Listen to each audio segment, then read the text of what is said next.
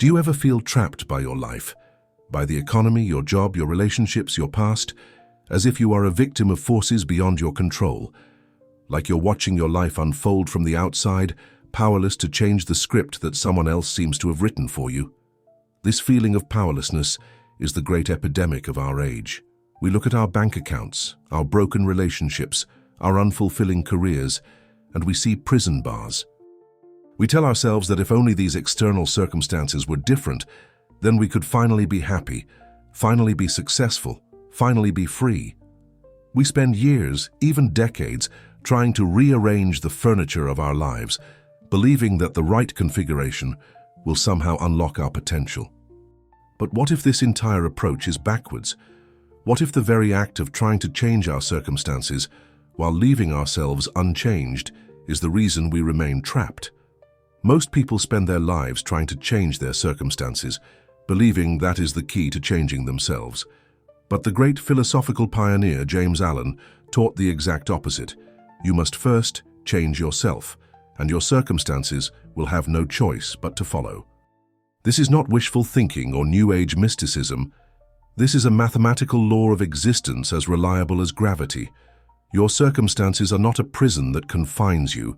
They are a perfect mirror reflecting your inner world of thought. And once you learn to read this mirror correctly, once you understand what it's truly showing you, you gain the ultimate power to shape your destiny from the inside out.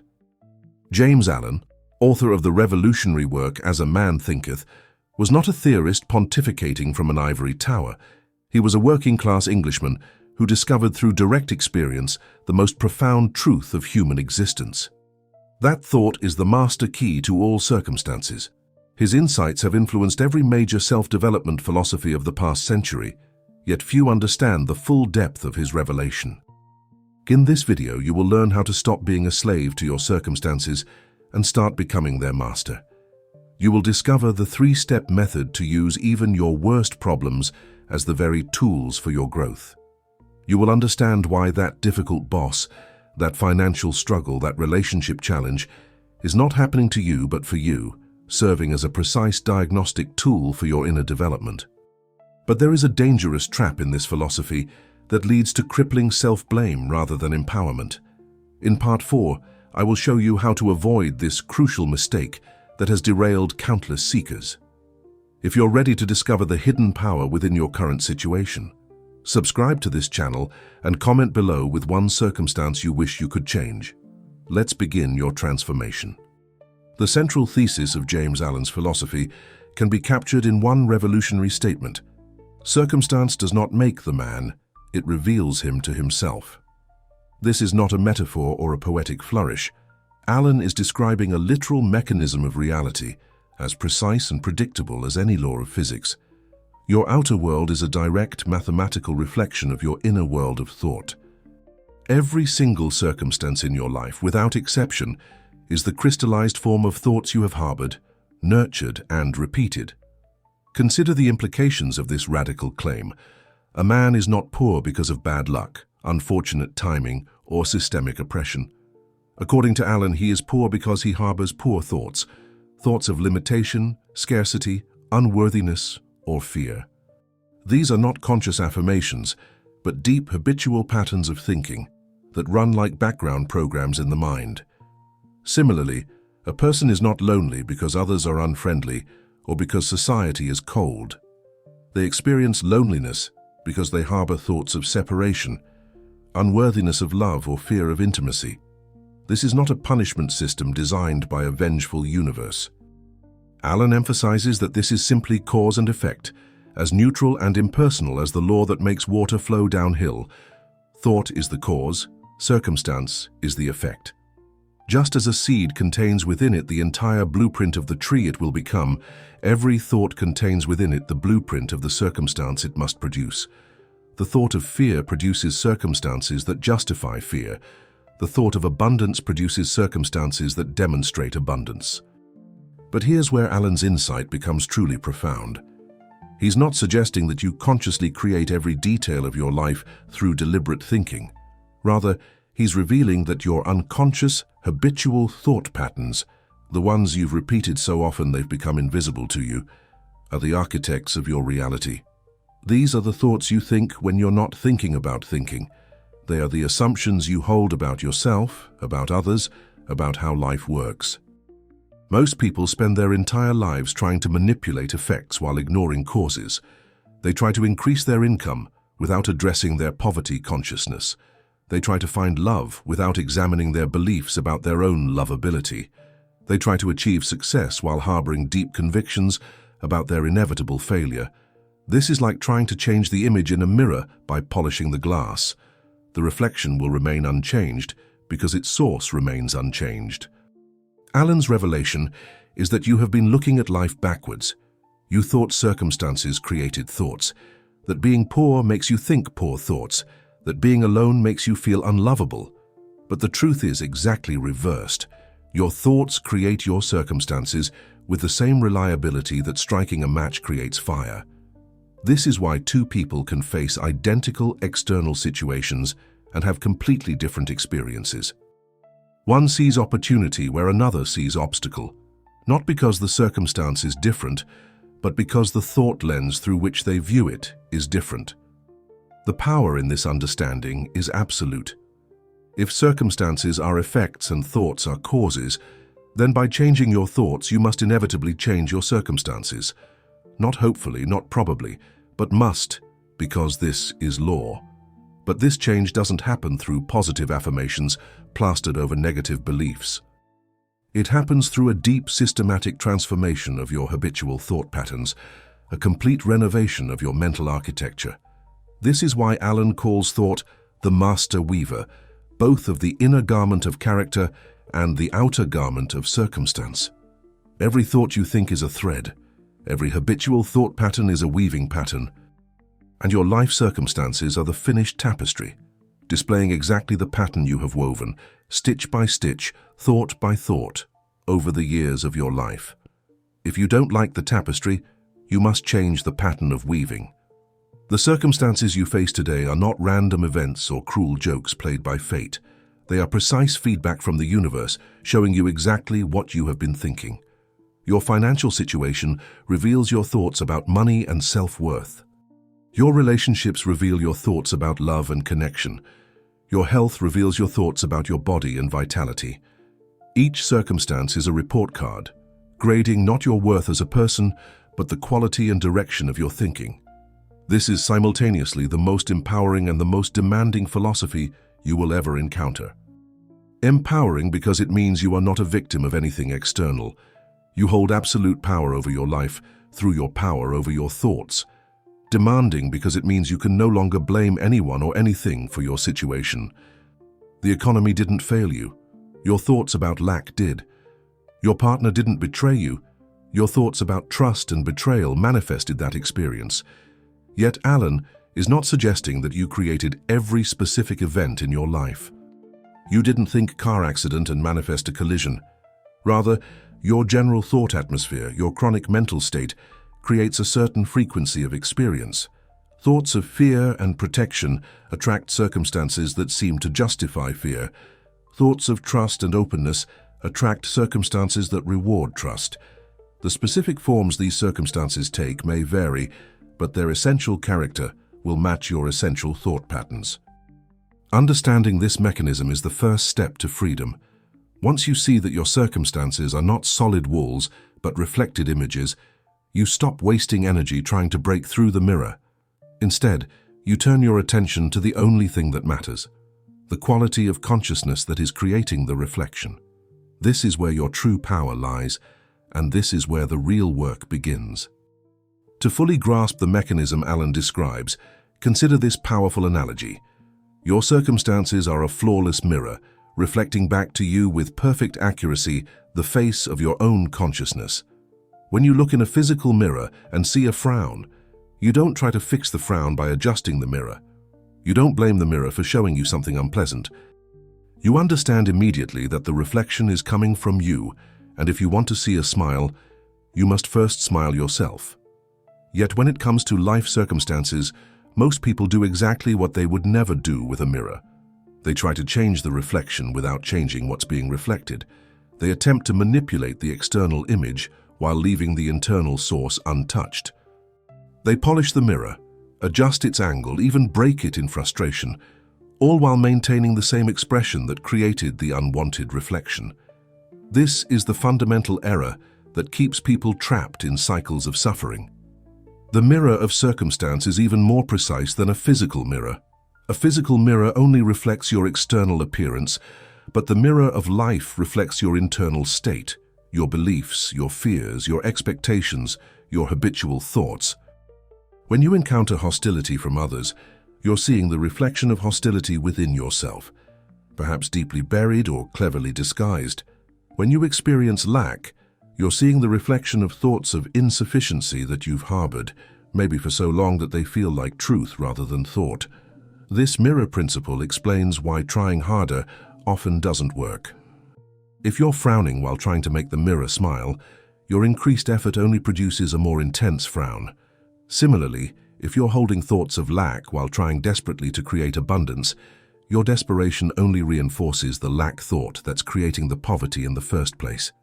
The harder you try to change the circumstance without changing the thought, the more frustrated you become, and the more that frustration gets reflected back to you. But here's the liberating truth.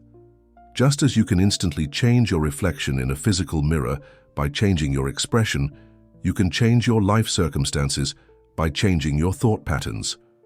The lag time may be longer. Circumstances are crystallized thought and take time to dissolve and reform, but the principle is identical. Change the source, and the reflection must change. This is not hope or possibility. It is law.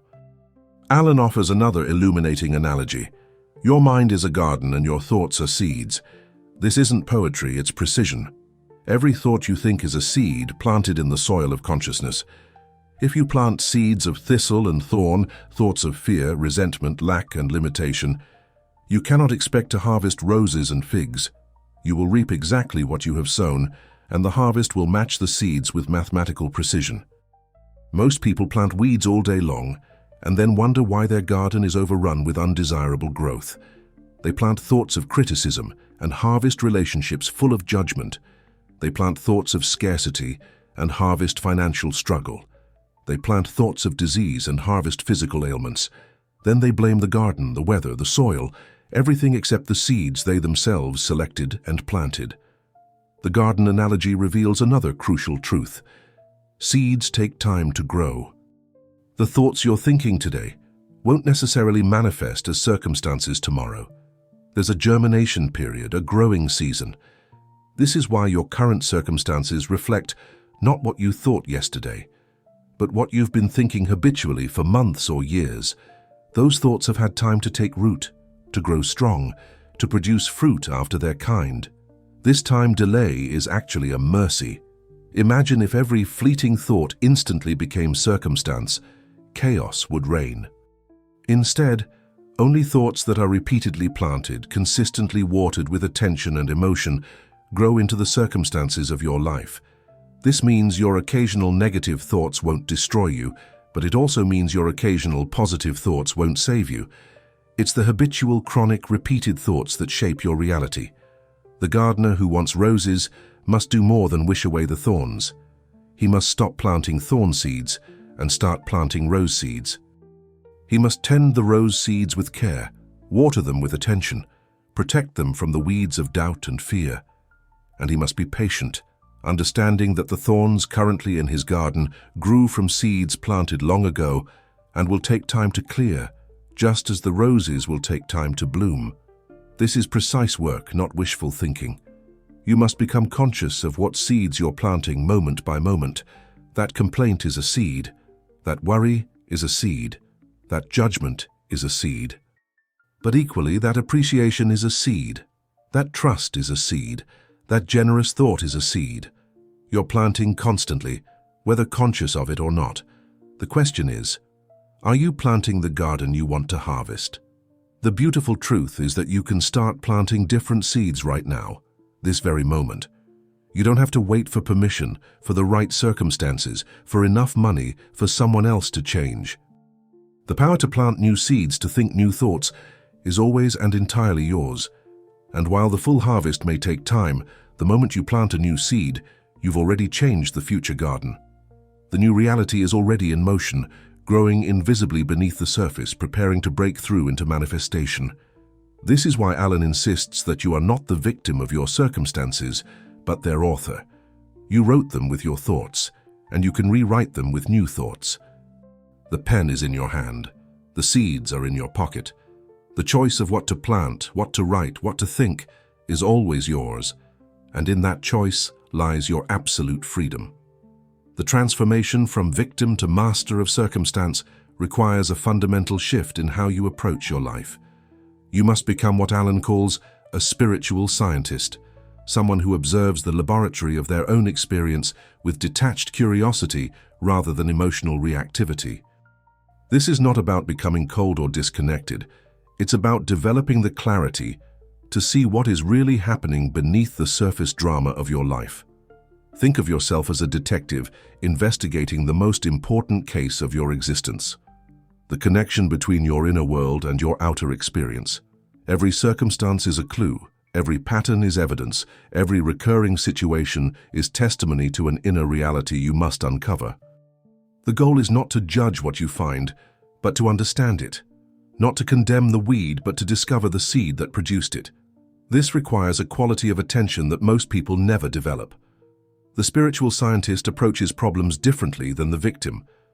When the victim encounters a difficult circumstance, they ask, "Why is this happening to me?" When the spiritual scientist encounters the same circumstance, they ask, "What is this showing me about myself?" The victim sees punishment. The scientist sees data. The victim feels targeted. The scientist feels curious. This shift in perspective changes everything because it transforms circumstances from attacks to be defended against into information to be decoded. This scientific approach requires radical honesty, the willingness to see what you have been unwilling to see. Most people have elaborate defense mechanisms designed to protect them from recognizing their own thought patterns. They project their inner states onto others, blame external forces for internal conditions, and create complex narratives to avoid the simple truth that they are experiencing the outpicturing of their own consciousness. The spiritual scientist must be willing to dismantle these defenses. But here's the crucial distinction. Taking responsibility is not the same as taking blame. Blame is a form of attack, whether directed at yourself or others. It's emotional, punitive, and paralyzing. Responsibility is simply the recognition of your ability to respond, your power to change what you're creating. When you discover that your thoughts of unworthiness have created circumstances of rejection, you don't blame yourself for having those thoughts. You simply note the connection and begin the work of transformation. The spiritual scientist understands that every thought pattern you carry was likely adopted for good reason. Perhaps thoughts of unworthiness once protected you from disappointment. Perhaps anger helped you maintain boundaries. Perhaps fear kept you safe from real danger. These patterns served you at one time, which is why they became habitual. The work is not to condemn them, but to recognize that they may no longer serve you and to consciously choose new patterns. This requires developing what might be called meta-awareness, the ability to observe your own thinking while you're thinking. Most people are so identified with their thoughts that they can't see them objectively. They don't have thoughts. They are their thoughts. The spiritual scientist learns to step back and watch thoughts arise, persist, and pass away. This observer perspective is essential because you cannot change what you cannot see. The detective quality comes in recognizing patterns. One difficult relationship might be chance, but if you've had the same type of difficult relationship 5 times, you're looking at a pattern that points to an inner cause. One financial crisis might be circumstantial, but repeated financial crises reveal a thought pattern about money that needs examination. The spiritual scientist looks for these patterns without judgment, the way a botanist might study the growth patterns of plants. This approach also requires patience with yourself. You're attempting to see thought patterns that have been invisible to you for perhaps decades.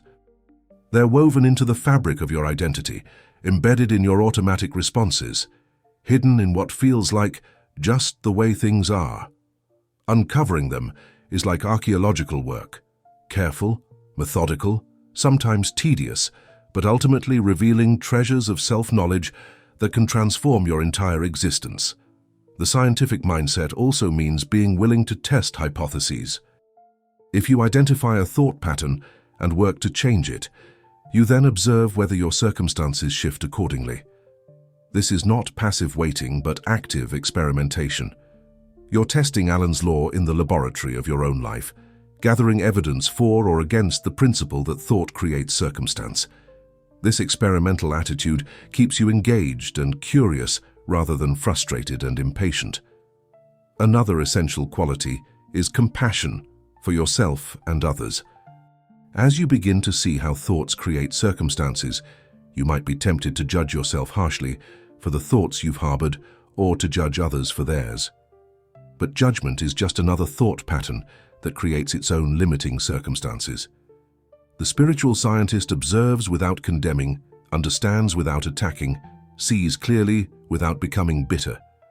You must also develop discernment, the ability to distinguish between thoughts that are truly yours and thoughts you've absorbed from others.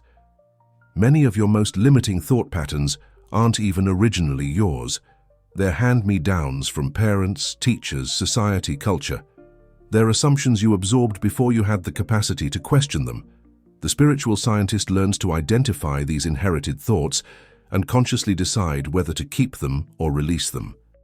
This scientific approach extends to recognizing the difference between surface thoughts and deep thoughts. You might consciously think, "I deserve success," while harboring a deeper belief that you're fundamentally unworthy. The surface thought has little power. It's the deep thought that creates circumstances. The spiritual scientist learns to dig beneath the surface to find the bedrock beliefs that are actually running the show. The work of the spiritual scientist is not a one-time investigation, but an ongoing practice. Your thought patterns didn't form overnight, and they won't transform overnight. But with consistent observation, honest investigation, and patient experimentation, you can uncover the thought roots of any circumstance and begin the work of planting new seeds. This is the path from unconscious creation to conscious creation, from victim to master, from sleeping to awake. Remember, you're not trying to become perfect or to never have another negative thought. You're simply trying to become conscious of the creative power of thought and to use that power deliberately rather than accidentally. The spiritual scientist knows that every moment offers new data. Every circumstance provides new insight, and every challenge is an opportunity to understand more deeply the laboratory of consciousness in which we all live. This mindset, curious rather than victimized, investigative rather than reactive, compassionate rather than judgmental, is the foundation for all transformation. Without it, you're trying to change your life while blindfolded. With it, you can see clearly what needs to be changed and how to change it. You become the conscious experimenter in the laboratory of your own existence. Now we come to the practical method for reading and transforming the mirror of circumstance. This is not theory but practice, not philosophy but technique. The first step is to observe the circumstance objectively, stripping away all the emotional charge and storyline you've wrapped around it. This is harder than it sounds because we are meaning-making machines, constantly spinning narratives about what things mean, why they happened, whose fault they are. Take any challenging circumstance in your life right now. Notice how quickly your mind wants to tell a story about it. My boss criticized my work because he's threatened by my competence. I'm in debt because the economy is rigged against people like me. My relationship ended because my partner couldn't handle real intimacy. These stories might contain grains of truth, but they obscure the real information the circumstance is trying to convey about your inner world. The practice is to state only the observable facts, as if you were a court reporter documenting events. Not, "I'm a terrible failure with money, but I currently have $10,000 in debt." Not, "My boss is a tyrant who wants to destroy me, but my boss said my report needed major revisions." Not, "Nobody understands me, but 3 people this week said they were confused by what I meant." This factual stating removes the victim narrative and creates space for genuine investigation. This objective observation is revolutionary because it breaks the hypnotic spell of your story. As long as you're lost in the narrative of being attacked, betrayed, or victimized, you cannot see the circumstance for what it really is: neutral feedback about your inner state. The circumstance itself has no meaning until you assign it meaning. It's neither good nor bad, neither punishment nor reward. It's simply the current configuration of energy responding to your thought patterns. Once you've stated the circumstance objectively, you move to the second step: identifying the thought root. This is where you become an archaeologist of consciousness, digging beneath the surface circumstance to find the buried thought pattern that created it. You ask the profound question: what habitual thought or character trait within me is this circumstance perfectly reflecting? This question assumes that the circumstance is a perfect match for something within you, which is exactly what Alan teaches. For example, if the circumstance is debt, the thought root might be a deep belief in lack. There's never enough. It might be a pattern of self-sabotage rooted in unworthiness.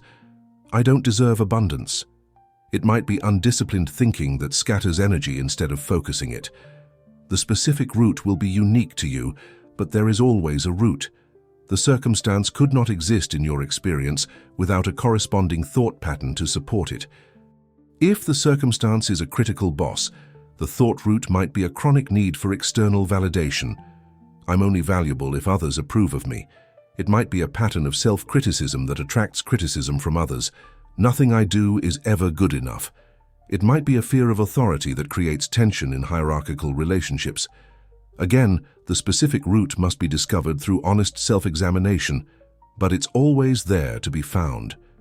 This investigation requires brutal honesty because the ego will try to protect its patterns.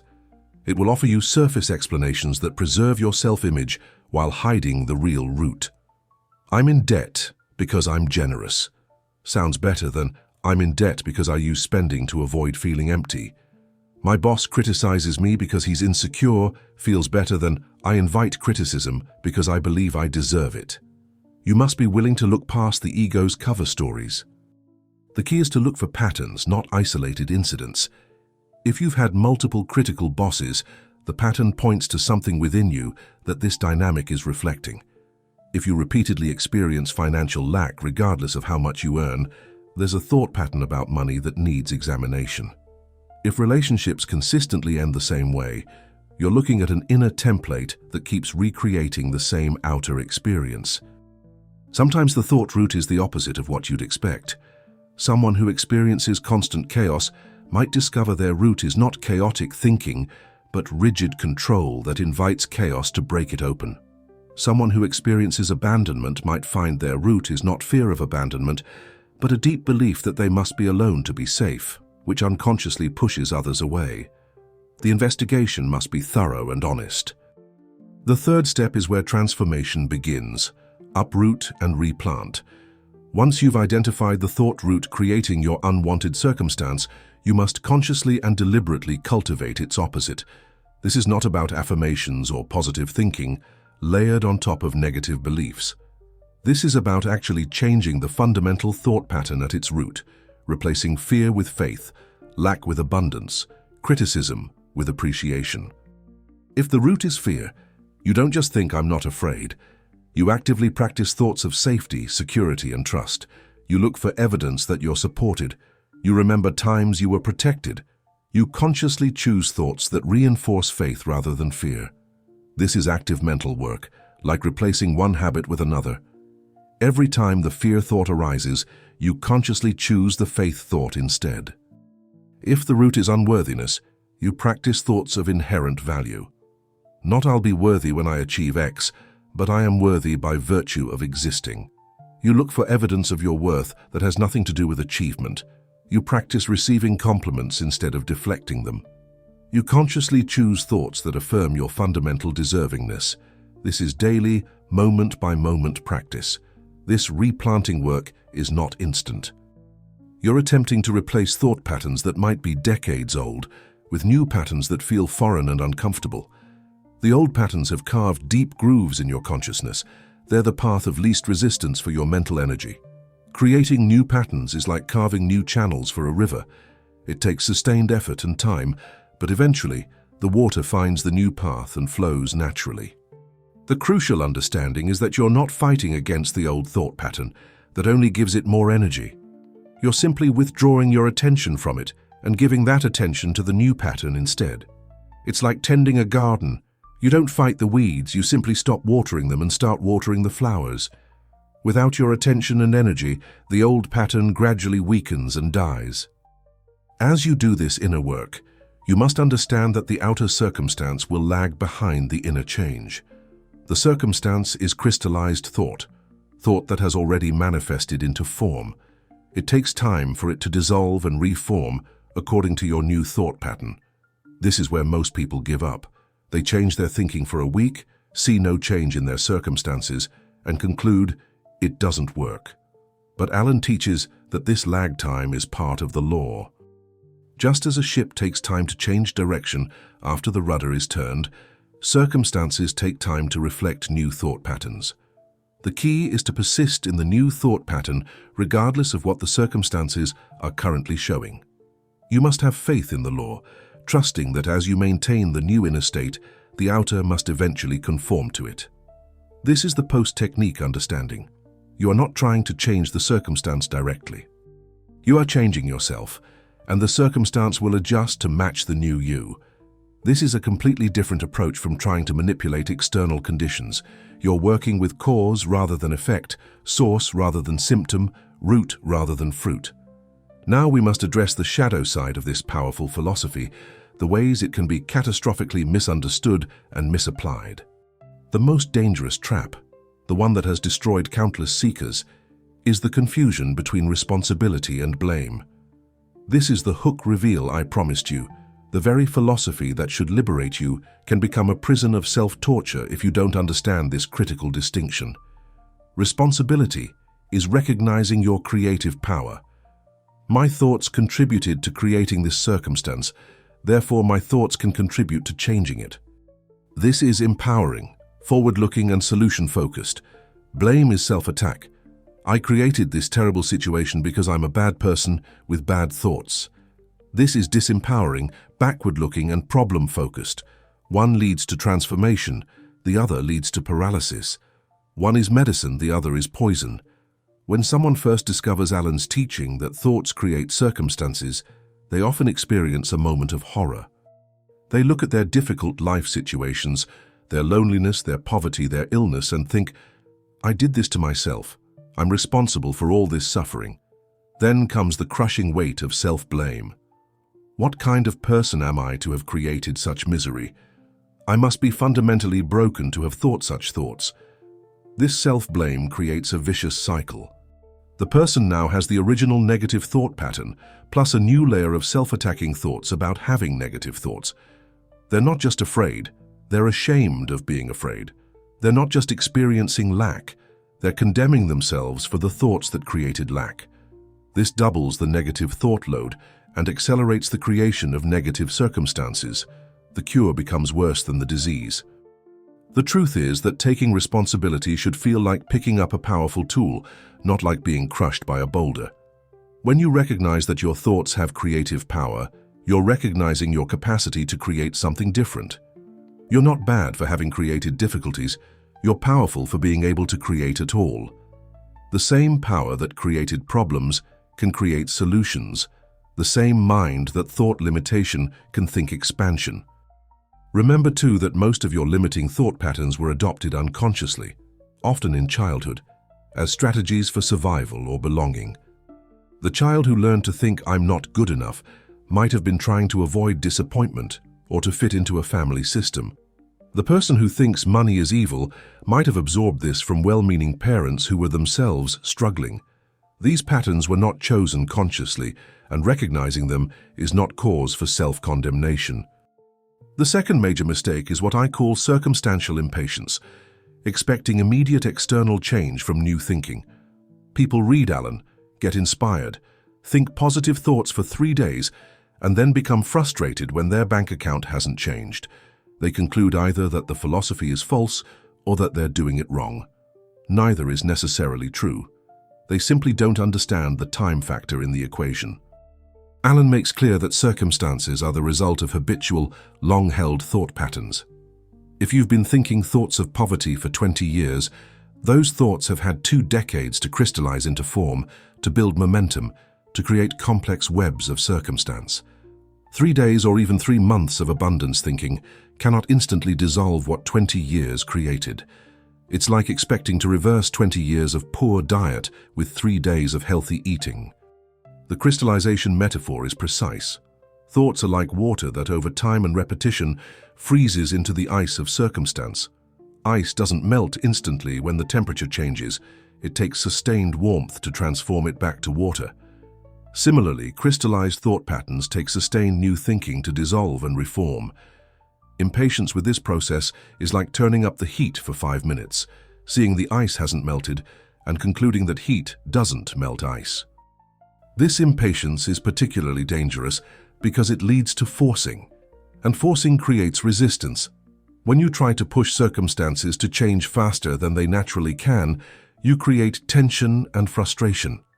These negative emotions then become part of your thought atmosphere, contaminating the very new thoughts you're trying to establish. You end up thinking, "I choose abundance, but it's not working fast enough," which is really thinking lack disguised as thinking abundance. The third critical mistake is intellectual agreement without practice. This might be the most common trap of all. People read Alan's philosophy, find it logically compelling, nod along in agreement, and then return to their habitual thought patterns without missing a beat. They understand the principle perfectly, but don't apply it. They can explain how thoughts create circumstances, but don't actually monitor and change their thoughts. This is like understanding perfectly how exercise creates fitness, but never actually exercising. The understanding alone produces no change. You could be the world's greatest expert on exercise physiology, but if you don't move your body, you won't get fit. Similarly, you could memorize every word Alan wrote, but if you don't actually practice thought discipline, your circumstances won't change. The real test comes in the heat of the moment. It's easy to think thoughts of abundance when you're reading an inspiring book. It's another thing entirely to maintain those thoughts when you're looking at an overdue bill. It's simple to think thoughts of love when you're alone and peaceful. It's much harder when someone is actively criticizing you. The practice must happen in real life with real challenges, not just in the comfort of philosophical contemplation. Most people retreat to their familiar thought patterns the moment life becomes challenging. They're like dieters who eat perfectly until they get stressed, then immediately return to comfort food. The stress reveals that the new pattern hasn't actually taken root, it was just a surface performance. Real change requires maintaining the new thought pattern, especially when circumstances are pressuring you to revert to the old one. This is why Alan emphasizes that this is a practice, not a theory. You must catch yourself in the act of thinking limiting thoughts and consciously choose expansive ones instead. You must notice when you're telling victim stories and consciously reframe them as growth opportunities. You must observe when you're projecting blame and consciously reclaim responsibility. This is moment-by-moment work that requires vigilance and commitment. James Allen offers a powerful prescription for those ready to move beyond these mistakes. A man only begins to be a man when he ceases to whine and revile and commences to search for the hidden justice which regulates his life. This is not harsh judgment, but liberating truth. As long as you're whining about your circumstances or reviling those you blame for them, you're operating from a position of powerlessness. The moment you begin searching for the hidden justice, the perfect correspondence between your inner and outer world, you reclaim your power. The hidden justice Alan speaks of is not punishment or reward, but simple cause and effect. There's a mathematical precision to how thoughts create circumstances, a reliability you can count on once you understand it. This justice is hidden only because most people are looking in the wrong direction, outward at effects rather than inward at causes. Once you train yourself to look inward first, the justice becomes obvious and the mechanism becomes clear. Alan's mastery tip is to approach this work with the patience of a gardener and the precision of a scientist. The gardener knows that seeds take time to grow and doesn't dig them up every day to check their progress. The scientist knows that experiments must be run properly and variables must be controlled. You need both qualities: the patience to allow the transformation time to unfold, and the precision to ensure you're actually changing your thought patterns, not just pretending to. Another crucial insight from Alan is that this work is not about perfection, but about predominance. You don't need to have perfect thoughts all the time. That's impossible and unnecessary. You need your predominant thought patterns to shift. If you think thoughts of abundance 60% of the time instead of 10%, your circumstances will begin to shift accordingly. The goal is not to never have a negative thought, but to ensure that positive patterns become your default setting. Alan also teaches the importance of mental diet. Just as you are careful about what food you put into your body, you must be careful about what thoughts you allow into your mind. This means being selective about the conversations you engage in, the media you consume, the environments you inhabit. Every input is shaping your thought patterns. You cannot maintain thoughts of peace while consuming a steady diet of conflict and outrage. The master practitioner learns to use even negative circumstances as reminders to practice. When faced with lack, instead of spiraling into fear, they think, "This is my opportunity to practice abundance thinking when it really matters." When faced with criticism, they think, "This is my chance to practice self-validation." The very circumstances that once triggered negative thought patterns become cues for positive ones. This is the alchemy of transformation. Alan emphasizes that this is not about denying reality or pretending problems don't exist. It's about responding to reality from a place of power rather than victimhood. You acknowledge the debt, but you don't let it define you. You recognize the criticism, but you don't let it destroy you. You see the challenge clearly, and then you consciously choose thoughts that will help you rise to meet it rather than be crushed by it. The ultimate mastery is learning to be grateful for difficult circumstances because they reveal what needs to be healed within you. This is not masochistic enjoyment of suffering, but recognition that circumstances are diagnostic tools. The failing business reveals thoughts about success that need examination. The difficult relationship reveals patterns about love that need healing. The health challenge reveals beliefs about the body that need updating. Every problem is pointing you toward your next level of growth. Alan's most profound insight might be that you are not trying to become someone different, but to reveal who you already are beneath the layers of limiting thoughts. Your true nature is already whole, already abundant, already loving. The work is not to add something to yourself, but to remove the thought obstructions that hide your true nature. You're not building a new self. You're excavating your real self from beneath the rubble of false beliefs. This is why the work gets easier over time. As you clear away limiting thought patterns, you're not just solving individual problems, you're removing the source of problems. As you establish new thought patterns aligned with your true nature, life begins to flow more effortlessly. What once required tremendous effort becomes natural. What once seemed impossible becomes inevitable.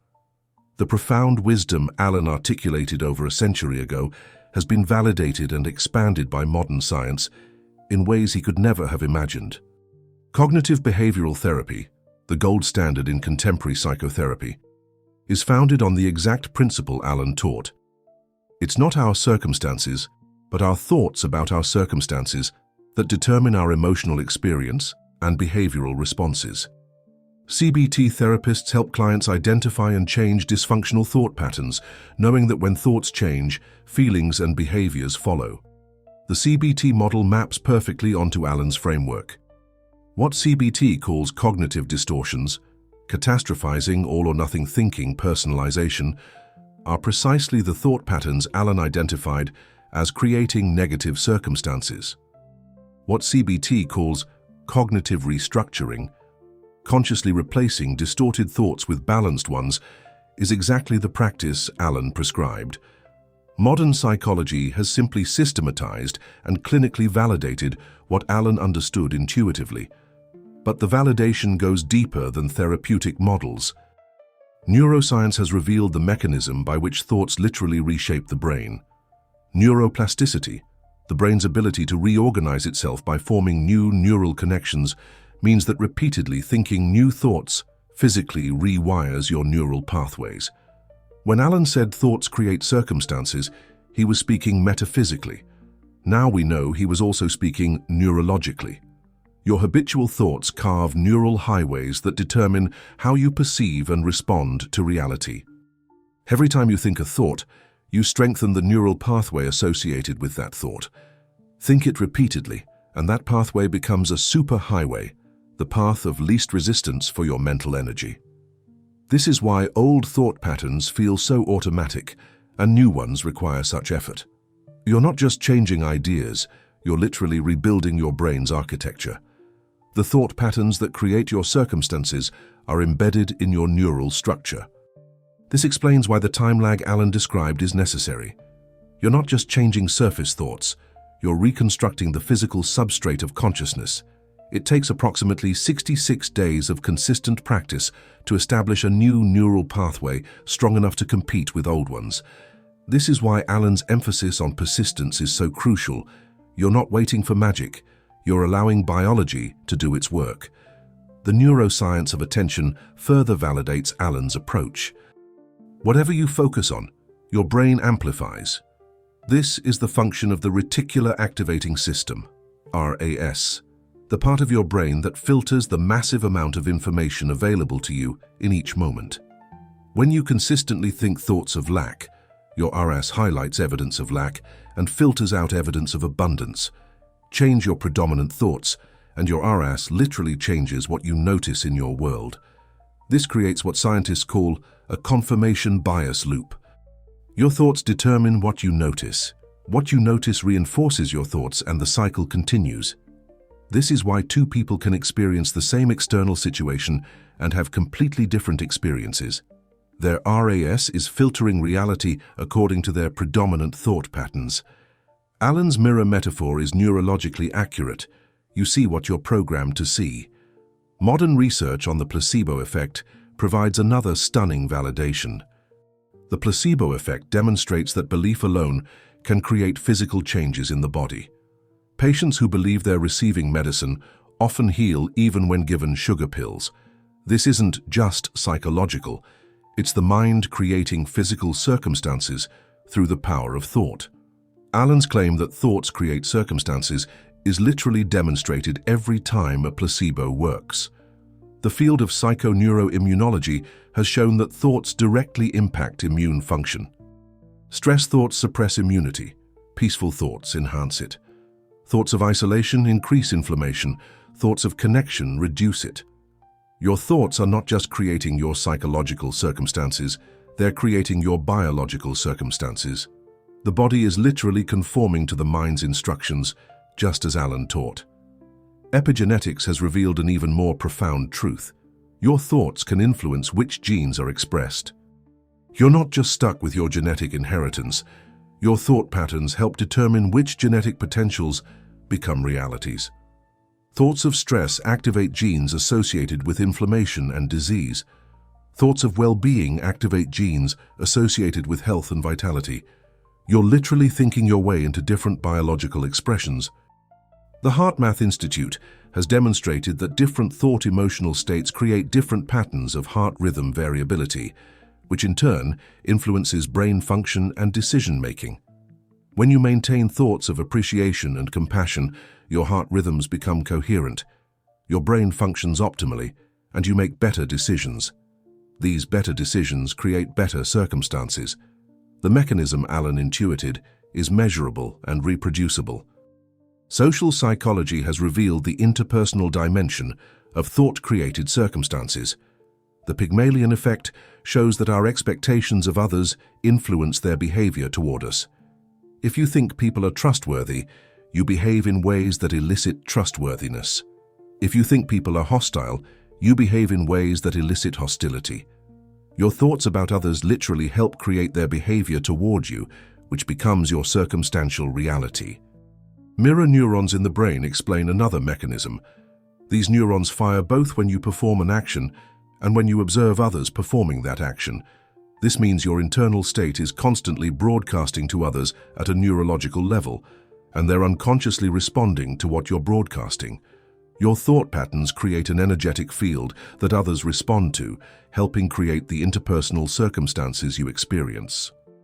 Quantum physics offers perhaps the most radical validation, suggesting that consciousness itself influences physical reality at the most fundamental level.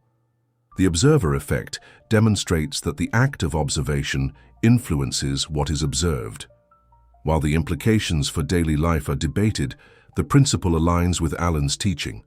Consciousness and circumstance are not separate, but intimately entangled.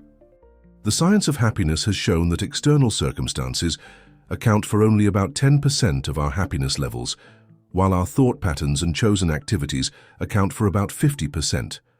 This completely inverts the common assumption that changing circumstances will change our experience. The research confirms what Alan taught: change your thoughts first, and your experience of any circumstance transforms. Studies on visualization and mental rehearsal show that the brain cannot distinguish between a vividly imagined experience and a real one. Athletes who mentally rehearse perform better. Patients who visualize healing heal faster. This is not magic, but measurable neurology. When Alan said to think the thoughts of the circumstance you want to create, he was describing a practice now validated by extensive research. The field of positive psychology has identified specific thought patterns that create flourishing: optimism, gratitude, meaning-making, and growth mindset. These aren't just nice ideas, they're scientifically validated patterns that create positive circumstances.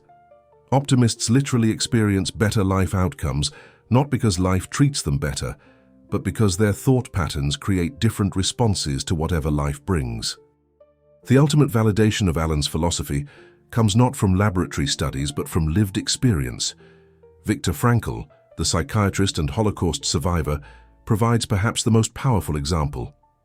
In the concentration camps, facing the most extreme circumstances imaginable, Frankl discovered what he called the last of human freedoms: the ability to choose one's attitude in any given circumstances. He proved that even when everything external is stripped away, the power to choose your thoughts remains. Frankl observed that in the camps, those who maintained meaning and purpose in their thoughts were more likely to survive than those who were physically stronger but mentally defeated. He watched people share their last piece of bread with others, maintaining thoughts of compassion in circumstances designed to destroy humanity. These individuals proved that inner reality can triumph over outer circumstances, that thought can transcend even the most brutal physical reality. His famous quote echoes Alan perfectly. When we are no longer able to change a situation, we are challenged to change ourselves. This is not resignation but recognition of where true power lies. Frankl didn't positive think his way out of the camps, but he used the power of thought to maintain his humanity, find meaning in suffering, and ultimately survive to share his wisdom with the world. His life became a testament to thought's supremacy over circumstance. Consider the contrast with a modern example: someone who uses their frustrating daily commute as an opportunity for growth rather than suffering. Where others see traffic as theft of their time, they see it as gift of time. They use the commute to practice patience, listen to educational content, or simply be present with themselves. Same external circumstance, completely different internal experience, leading to completely different life outcomes over time. This person arrives at work calm rather than stressed, making better decisions and having better interactions.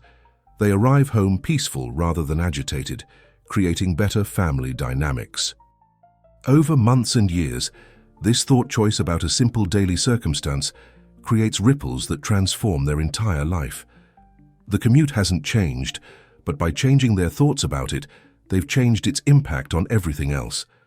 Stories abound of entrepreneurs who lost everything and rebuilt even greater success.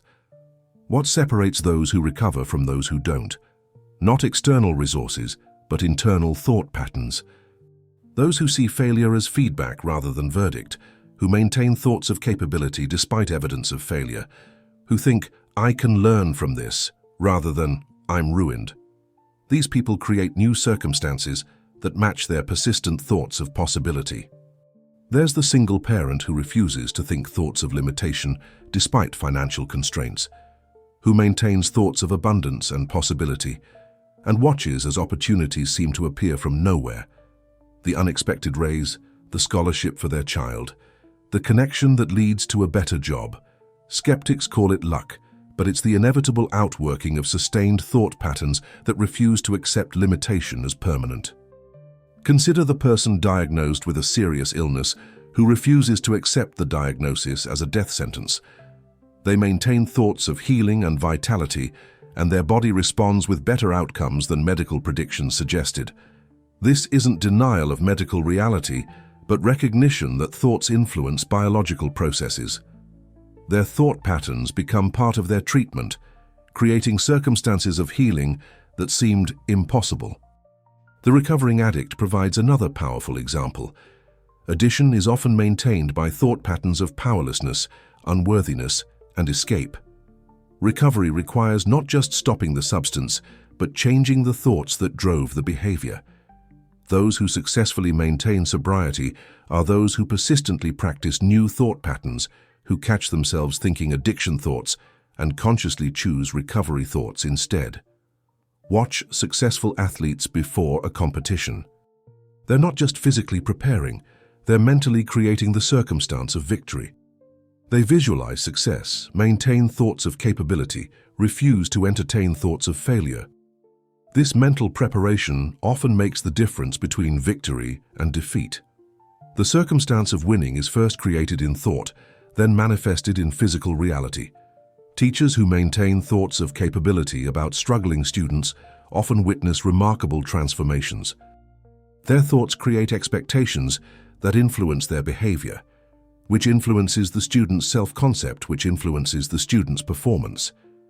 The teacher's thoughts literally help create the circumstance of the student's success or failure. This has been documented in countless educational studies. Relationships provide daily proof of Allen's principle. Partners who maintain thoughts of appreciation about each other create circumstances of love and connection. Those who harbor thoughts of criticism and resentment create circumstances of conflict and distance. The relationship is the same, but the thoughts about it create entirely different experiential realities. Change the thoughts, and you change the relationship without the other person doing anything different. We have journeyed together through the architecture of consciousness, discovering that what appears as solid external reality is actually the crystallized form of our inner thought world. This understanding represents the ultimate feedback system the universe has ever devised. Your circumstances are not punishing you or rewarding you. They are simply showing you, with perfect fidelity, exactly what you believe to be true about yourself and your world. This mirror of circumstance is the curriculum for your soul's education. Every challenge is a perfectly designed lesson showing you where your thinking needs evolution. Every problem is a growth opportunity, precisely calibrated to develop the mental and spiritual muscles you need for your next level of existence. The universe is not random but responsive, not chaotic but educational, not cruel but instructive. When you understand this, victimhood becomes impossible. How can you be a victim when you realize you're enrolled in a perfectly designed educational system where every circumstance is custom created to show you exactly what you need to see for your growth? Your difficult boss is teaching you about self-validation. Your financial struggles are teaching you about abundance consciousness. Your relationship challenges are teaching you about self-love. You're not being punished, you're being educated. The power in this recognition is absolute. Once you see that you're the author of your circumstances through your thoughts, you realize you can rewrite the story anytime you choose. You're not trapped in a predetermined plot. You're the playwright, director, and lead actor in a production you can revise at will. The pen has always been in your hand, you were just writing unconsciously. Now you can write consciously. This is the ultimate empowerment, recognizing that the power to change your life has never been outside you, waiting to be granted by others or circumstances. It has always been within you, in your sovereign ability to choose your thoughts. No one can take this power from you. No circumstance can override it. No past can invalidate it. In every moment, regardless of what has come before, you have the absolute freedom to choose a new thought and begin creating a new reality. Stop wishing for an easier life. Wish instead that you were stronger. This is the fundamental shift from victim consciousness to master consciousness. Your circumstances are not walls designed to imprison you. They are weights designed to strengthen you, and they are perfectly calibrated. Never more than you can handle, always exactly what you need for your next stage of development. Think of your most challenging circumstance right now. Instead of seeing it as punishment or misfortune, recognize it as specialized training equipment designed specifically for your consciousness. Just as a bodybuilder needs progressively heavier weights to build strength, you need progressively challenging circumstances to build spiritual and mental power. The very thing you've been resisting is the equipment necessary for your transformation. You are not the victim of your story. You are the hero in training. Every hero's journey includes challenges that seem insurmountable, setbacks that appear final, dark nights of the soul that test everything the hero believes. But these are not defeats. They are the necessary trials that transform an ordinary person into someone extraordinary. Your current circumstances, no matter how difficult, are part of your hero's journey. The universe is not trying to break you. It's trying to break you open. Every circumstance that cracks your shell is allowing more light to enter. Every situation that challenges your old thought patterns is creating space for new ones. Every problem that seems unsolvable by your current level of thinking is forcing you to rise to a higher level. You're not being destroyed. You're being reconstructed at a higher level of organization.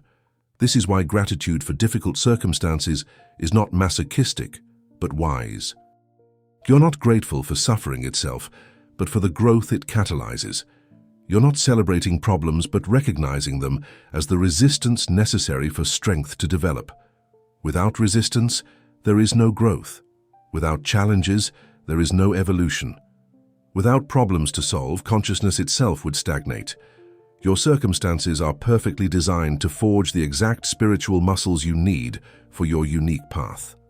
Someone else's circumstances wouldn't serve you because they're designed for different lessons, different growth, different destiny. Your particular combination of challenges is as unique as your fingerprint, precisely because it's crafted to develop your particular gifts and heal your particular wounds. You are becoming the blacksmith of your own soul. Every difficult circumstance is heat that makes you malleable. Every challenge is a hammer blow shaping you into something stronger and more beautiful.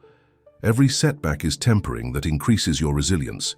You're not being arbitrarily beaten, you're being deliberately forged into something magnificent. And unlike metal being shaped by an external blacksmith, you have the power to participate consciously in your own forging. Here is your challenge, should you choose to accept it. For the next 7 days, commit to the mirror challenge. Every time a negative circumstance occurs, every frustration, every setback, every conflict, pause and write down the answer to this single question. What thought habit inside of me is this situation mirroring? The goal is not judgment, but awareness. Not condemnation, but recognition. Not perfection, but consciousness. This challenge will revolutionize your relationship with reality. Instead of being ambushed by circumstances, you'll begin to read them like a text. Instead of feeling attacked by life, you'll feel informed by it. Instead of asking, why me, you'll ask, what is this showing me? This shift from victim to student, from sufferer to scientist, changes everything. The same circumstances that once defeated you become your teachers. Keep a simple notebook or use your phone when someone cuts you off in traffic, when your partner irritates you, when work feels overwhelming. Pause and investigate. What thought pattern is being reflected? Is it impatience? Fear? A need for control? Don't try to fix it yet. Just notice it. Awareness itself is the beginning of transformation. You cannot change what you cannot see, but once you see it clearly, change becomes possible. Share your biggest realization in the comments below. What thought pattern have you discovered that you didn't know was there? What connection between inner and outer have you recognized? Your sharing might be exactly what someone else needs to recognize their own pattern. We're all mirrors for each other, helping each other see what we cannot see alone. If you're ready to stop being molded by life and start molding it, subscribe to the Master's Legacy and activate the bell. This is not just another self-help channel. This is a transmission of the deepest wisdom from those who have mastered the art of living. Each video is designed to give you practical tools for consciousness transformation, drawn from the greatest minds in human history. The time for victimhood is over. The age of blaming circumstances, other people, the economy, the government, your past, your genetics. That age ends now. You have been given the ultimate revelation. Your thoughts create your reality. This is not a burden but the greatest gift imaginable. It means you are not powerless, but infinitely powerful. You are not trapped, but absolutely free. It's time to become the blacksmith of your own soul. Time to stop hoping circumstances will change and start changing the consciousness that creates circumstances. Time to stop waiting for permission to live powerfully and recognize you've always had that permission. The forge is hot. The hammer is in your hand. The raw material of your consciousness is ready to be shaped. What will you create?